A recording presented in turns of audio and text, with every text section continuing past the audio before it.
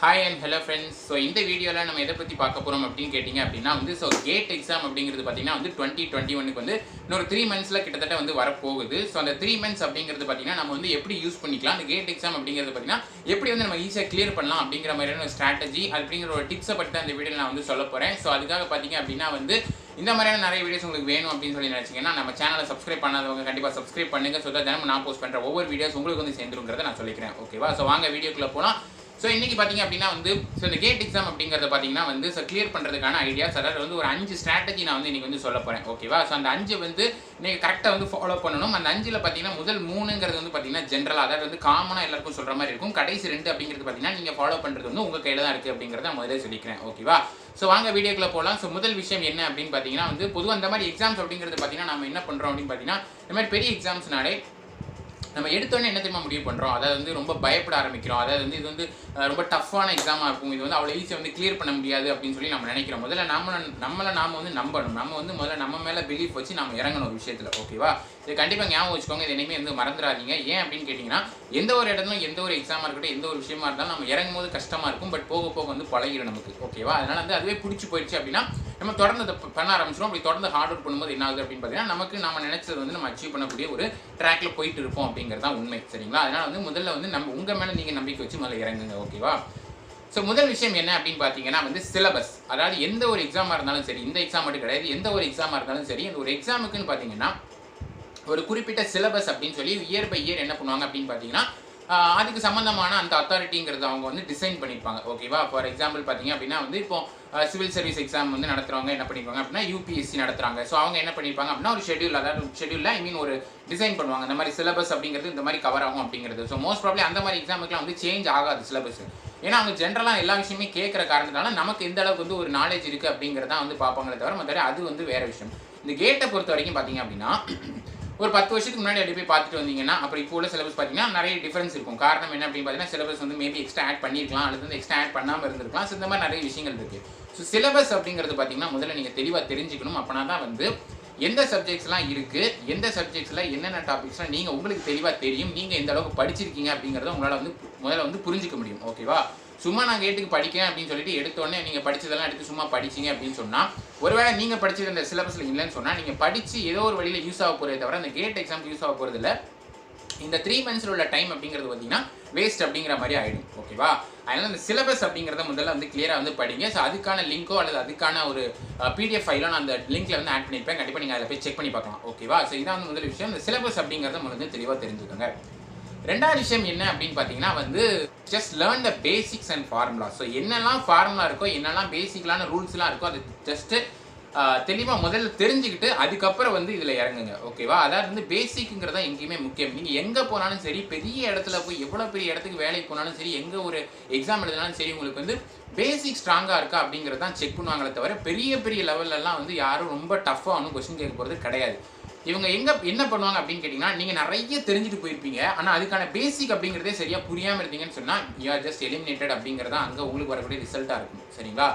அதனால் இப்போ பேசிக் அப்படின்னு பார்த்தீங்கன்னா ஓம்ஸ் லா அப்படின்னு சொல்லி ஒன்று இருக்குது. அது மாதிரி கேவிஎல் கேசிஎல் இதெல்லாம் நம்ம பேசிக்கில் நம்ம சர்க்யூட் தியரியில் அப்ளை பண்ணக்கூடிய லா. ஓகேவா? நம்ம பவர் சிஸ்டமில் எவ்வளோ பெரிய எக்யூப்மெண்ட் பற்றி வேணாலும் படிச்சிருக்கலாம், எவ்வளோ பெரிய விஷயங்கள் வேணாலும் படிச்சிருந்துருக்கலாம். பட் இந்த கேவிஎல் கேசிஎல் நம்ம பேசிக்கலாகவே நம்ம தெரிஞ்ச விஷயம். இதை எப்படிப்பட்ட சிஸ்டம்லையும் நமக்கு அப்ளை பண்ண தெரியணும். அதாவது எங்கே வோல்டேஜ் ட்ராப் ஆகுது, எங்கே வோல்டேஜ் ரைஸ் ஆகுது, எங்கே கரண்ட் ஜங்ஷனில் என்டர் ஆகுது, எங்கே லீவ் ஆகுது அப்படிங்கிற பேசிக் நமக்கு தெரிஞ்சிருந்தா நம்ம எங்கே வேணாலும் அப்ளை பண்ண நமக்கு தெரிஞ்சிருக்கணும். ஸோ பேசிக் அப்படிங்கிறத முதல்ல முக்கியம். சரிங்களா?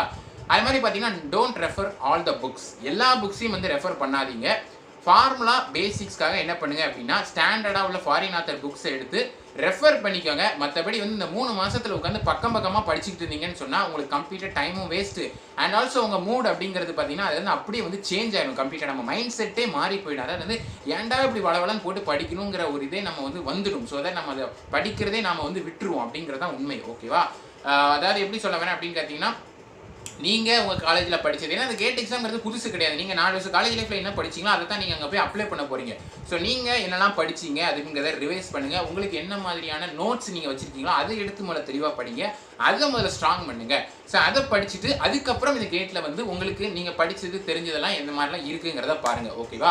நான் கேட் எக்ஸாமுக்கு ப்ரிப்பேர் பண்ணுறேன் அப்படின்னு சொல்லிட்டு பெரிய ஐஏஎஸ் ஐபிஎஸ் எக்ஸாமுக்கு ப்ரிப்பேர் பண்ணுற மாதிரி பக்கமாக புக்கை பார்த்து படித்து புக்கை வாங்கி படித்து கடைசியில் பார்த்தீங்கன்னா ஒரு புக்கு படித்து முடிக்கிறதுக்கே இந்த 3 மாதம் முடிஞ்சு போயிடும். அந்த மாதிரி வந்து கம்ப்ளீட்டாக மைண்ட் செட்டே வந்து சேஞ்ச் ஆகிடும். ஓகேவா? அதனால் இந்த 3 மாதம் இது வந்து நான் பெரிய 75-80 மார்க்ஸ் எடுக்கிற ஸ்ட்ராட்டஜிலாம் கிடையாது. இது ஆக்சுவலாக வந்து ஜஸ்ட் நீங்கள் கிளியர் பண்ணுறதுக்கான என்ன மாதிரியான வழிகள் அப்படிங்கிறத நான் சொல்லிட்டு இருக்கேன். இந்த 3 மாதம், ஏன்னா அந்த 3 மாதத்துக்கு அப்புறம் எக்ஸாம் வரப்போகுது, கேட் எக்ஸாம், அதுக்காக. ஓகேவா?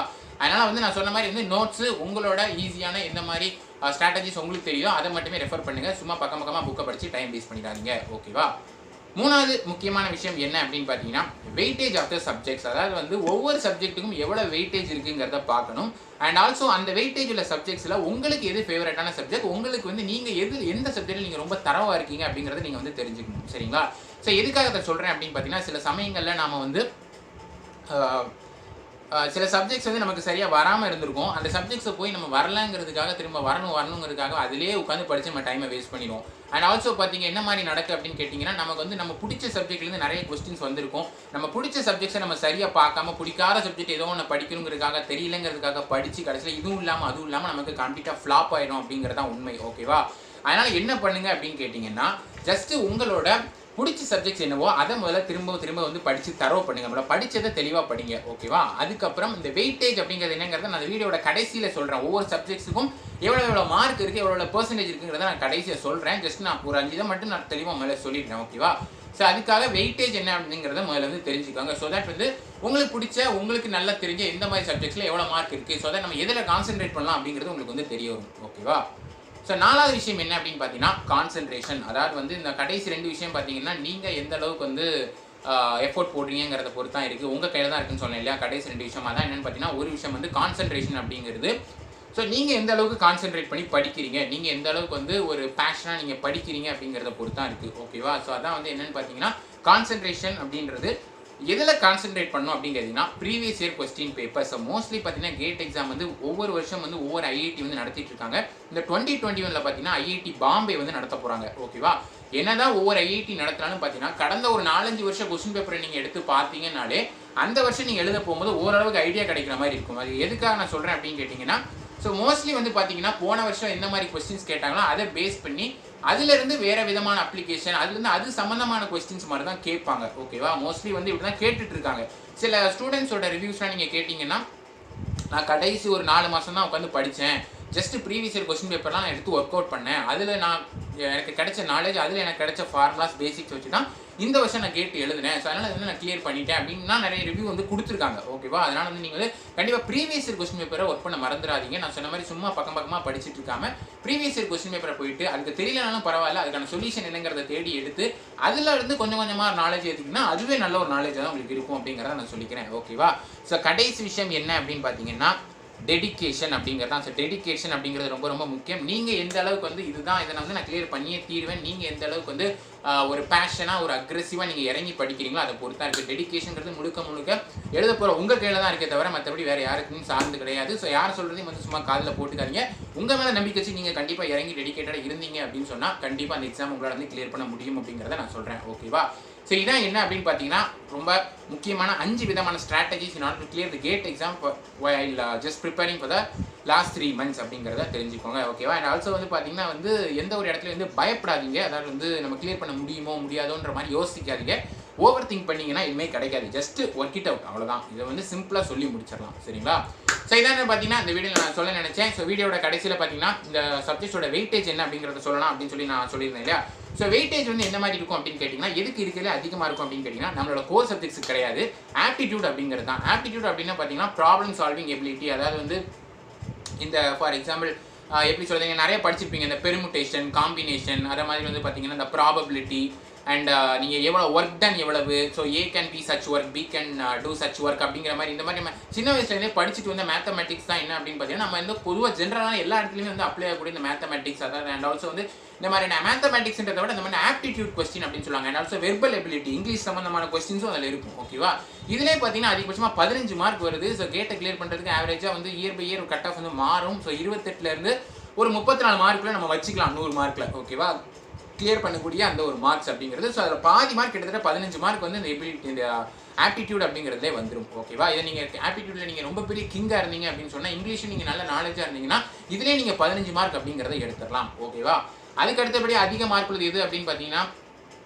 எலக்ட்ரிக்கல் மிஷின்ஸுக்கு வந்து கிட்டத்தட்ட 12 மார்க் அப்படிங்கிற மாதிரி பண்ணுறாங்க. இந்த அனாலிசிஸ் எப்படி பண்ணேன் அப்படின்னா வந்து லாஸ்ட் 3லேருந்து 4 வருஷத்துக்குள்ள இருக்க கொஸ்டின் பேப்பர்ஸ்லேருந்து எடுத்து பார்த்தப்போ இந்த மாதிரி அனாலிசிஸ் வருது. இவ்வளோ மார்க்ஸில் வந்து கேட்டிருக்காங்க. ஏன்னா 1 மார்க்ஸுங்கிறது இருக்கும், 2 மார்க்ஸுங்கிறது இருக்கும் கேட் எக்ஸாம் பொறுத்த வரைக்கும். ஓகேவா, அதனால் அந்த எலக்ட்ரிக்கல் மிஷின்ஸ் வந்து நல்லா கான்சன்ட்ரேட் பண்ணுங்க. 12 மார்க்ஸ் அப்படிங்கிறது எலக்ட்ரிக்கல் மிஷின்ஸ் வந்து DC motor, AC motor, transformer, இதை பற்றின கொஸ்டின்ஸ் எல்லாமே இருக்கும். எல்லாமே இதாக தான் இருக்கும், அதாவது எப்படி சொல்கிற ப்ராப்ளமாக தான் இருக்கும், நீங்கள் சால்வ் பண்ணுற மாதிரி தான் இருக்கும். சரிங்களா, அதனால் நீங்கள் எந்த அளவுக்கு வந்து கான்சென்ட்ரேட் பண்ணுறீங்க அப்படிங்கிறத பொறுத்து தான் இருக்குது. ஸோ கிளியர் பண்ணுறதுங்கிறது வந்து பார்த்தீங்கன்னா ஒரு 4 சப்ஜெக்ட் எடுத்து அதில் நீங்கள் தெளிவாக இருந்தீங்கனாலே அந்த 4 சப்ஜெக்ட்டோட மார்க் ஆட் பண்ணலாம், ஆட்டோமேட்டிக்காக கிளியர் பண்ணக்கூடிய மார்க் அப்படிங்கிறது வந்துடும். சரிங்களா, அடுத்தபடியாக பார்த்தீங்க அப்படின்னா வந்து 12 மார்க் இருக்குங்கிறது வந்து எலக்ட்ரானிக் சைடும் கொடுத்துருக்காங்க. அதாவது அனலாக் அண்ட் டிஜிட்டல் எலக்ட்ரானிக்ஸில் 12 மார்க். ஸோ எலக்ட்ரிக்கலில் 12 மார்க் ஹையஸ்ட், எலக்ட்ரானிக்ஸில் 12 மார்க் ஹையஸ்ட் அப்படிங்கிற மாதிரி எடுத்திருக்காங்க.